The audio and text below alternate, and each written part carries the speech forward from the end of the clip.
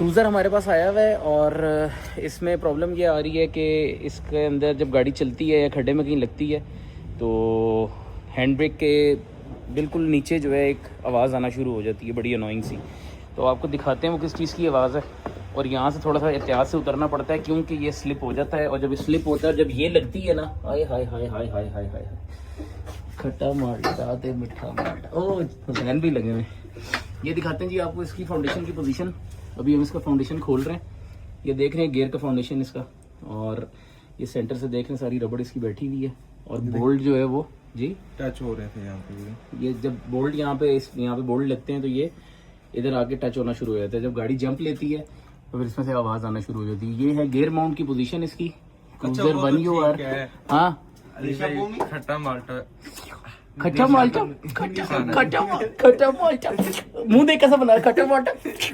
मीठा माल्टा खाना है, निशा पोमी वाला। ओए हुसैन, खट्टा माल्टा खाना है, मीठा माल्टा खाना है? मीठा माल्टा। मीठा माल्टा। इस मौसम में कौन से मीठे आ गए? हाँ, खट्टे ही आएंगे बेटा।